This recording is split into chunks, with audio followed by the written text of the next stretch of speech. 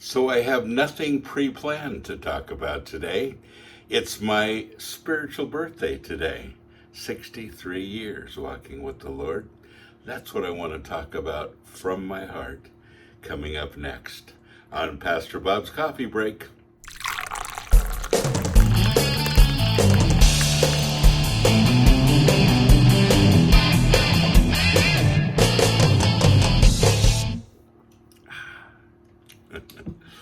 63 years. It doesn't seem possible.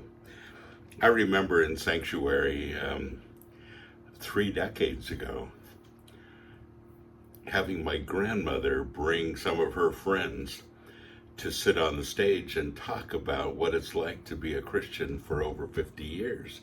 And some of them had been a Christian as long as I have to this point too now. My grandmother had as well. She died when she was 96, and she'd been a Christian most of those years. My mom is 90 now, and she's been a Christian about 85 years. And this heritage, my father was a Christian since a young boy as well. And, the heritage that I have growing up with pastors and missionaries on both sides of the family, my mom's and my dad's. It's been such a rich heritage. But God doesn't have any grandchildren. Yeah. He just has sons and daughters, and what your grandparents did, what your parents did to follow the Lord may have been great training for you, but it doesn't get you to heaven. It's a personal thing, and 63 years ago, when I was almost five, I became a Christian, and then the next year, I felt like God was calling me to be a pastor, and my parents felt that same way. And, they put up with me. We'd go to church, and then we'd come home, and I'd have church. I'd play the piano, and we'd sing some hymns, and I would preach, and I would do the whole thing. And they put up with it. They sat there and let me do it multiple times. And I just remember just feeling so great about that and so secure in that. So I started there, inviting the Lord into my life, and I knew He was real, and I knew He was there, and the comfort that I had just knowing that God was walking beside me was huge. So I enjoyed that. I enjoyed Sunday school. I enjoyed church. When I was 12, I started playing the piano for church. My mom played the organ, and I learned all the hymns, the great hymns of the faith, still my favorite songs. Still get very emotional with a lot of them. And, leaning on the everlasting arms. Whew, that's been 63 years of a lot of leaning. But growing up, and I was probably one of the only Christians in my school. My school wasn't real big, but it was kind of a lonely time, to be honest. I didn't really have any real close friends, and was bullied a lot as well. And couldn't wait to get out of school and start, So going to Bible school, going to, getting involved with ministry after ministry, and just allowing God to progress things. I've been ahead of several ministries now. Sanctuary's been the longest one, 35 years now. But it's all been awesome. And I have learned so much, and I've made every mistake a person can make, I believe. I started out with grandiose ideas, and, I've been one of the pioneers in Christian rock, Christian metal, and a few other forms of more progressive music. And I've done that for 50 years now, almost 50 years. And it's been awesome. And of course, it had its difficulties. There were a lot of churches that were calling the music satanic, and I still get that from time to time, especially when we start a new festival in another country where Christian rock isn't well known, and I have, Christian leaders begging me not to bring this satanic music into their country. And, and I invite them to come to the festival, and almost every single time they're great with it afterwards. They understand. They just haven't been exposed to it.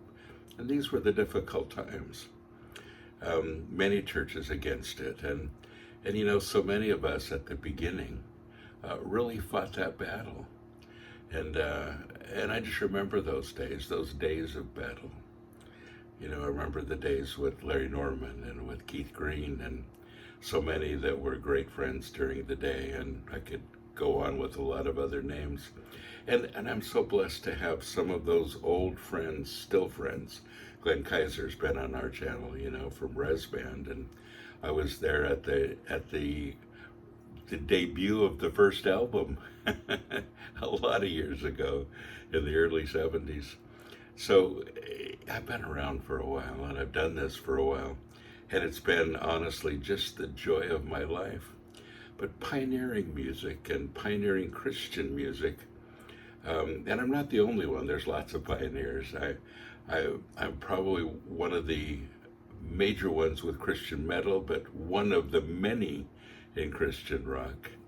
And but I remember building an empire, and building and pushing things out, and getting albums out, for some of the bands, and tons of band meetings with so many bands, even before Sanctuary. Band meetings with some of the old ones, like the Lifesavers and LSU, and oh gosh, who are some of the early ones? Daniel Amos, and there's so many, yeah. But anyway, so it was a great time, just being involved, getting to know some people, some of them well, some of them not as well as I would have liked. But building an empire and building this thing and making it work and concentrating on all of that and getting the music out, and I learned something along the way, and I didn't learn it soon enough, and that is the difference between building an empire and building the kingdom.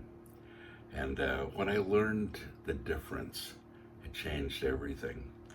Now, the ministry was still built, and I'm so happy that God worked in spite of me with all of that, when I don't think my mind was exactly on point where it needed to be. But man, it's a whole lot better building the kingdom. I don't feel alone. I don't feel stressed with it. I don't feel like I have an agenda. I just feel like I'm working with the Lord to build his kingdom, and that's a whole lot better. So it's been a lot of years. I wrote a book a few years ago. It's this one right here. It's called Seriously. And it's letters to myself at 21. And I took a lot of the experiences that I've had, and I put it in this book. And I wanted to have something that I could pass along. Now, there are a lot of people that say, what advice would you have in this area, this area, this area? And I tried to cover just about every area I could think of. And we're just in the process of illustrating this, laying it out a little differently, adding a little bit to it, and re-releasing before too long. But and it's also in German, by the way. Same book, and you can get them both on Amazon. But that was a labor of love, and I would love you to read it. It's I didn't number this one, or I guess I didn't lay it out so people knew that it's kind of a devotional. Some pages only have just a little bit on it. Some pages have more. But each one of them are a letter to myself on a particular subject and a particular thought. And so it's things to think about, things to ponder. I guess I wrote a lot of things that I've learned. And even though the book is a few years old now, it's still the things I've learned, and I would recommend it if you're wanting to kind of get a little bit of sage advice from an old guy. That's me now. So I remember my grandmother bringing her friends to church and talking about what it's like to be a Christian for so many years. And that was 3 decades ago when I thought that was so old. Now I am one.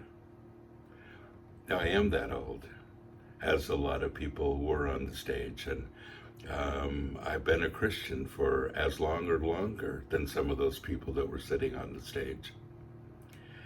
And the one thing that I realized from a lot of them was humility. It's the one thing that I vowed to take with me and to carry with me from that meeting. My grandmother actually did it more than once. And every year we had, for Grandparents' Day, I had her preach. And she was a powerhouse. My grandfather was a pastor. And he got very sick and he wasn't able to preach anymore. And so she took over, and she's a powerhouse. And it was great to have her speak. And people still remember it. But I think if there's one thing one takeaway that I can give you today, it's this one. I'm disappointed that I'm not further along spiritually. Yeah. You say, Pastor Bob, you've been a Christian 63 years. That's a long time. It is a long time. And I thought by this time, when I could say I've been a Christian 50 years, 60 years, 63 years, I'd really have it together. I'd be this giant spiritual person, that had this wealth of knowledge, and people would be following me along and saying, "Oh, wise one, what would you say in this situation?" You have those fantasies that aren't true. But realistically, I thought I would be further along. And yet, I'm still leaning on the everlasting arms. I still realize that I can't do this life. I still realize that no matter how long I've been a Christian, he still carries me. He still carries me. And for me, still to this day, Christianity is not a crutch. It's a stretcher. Yeah. There's so many times I'm on my knees saying, "Lord, I have no idea what to do. Lord, I have no idea where to go with this.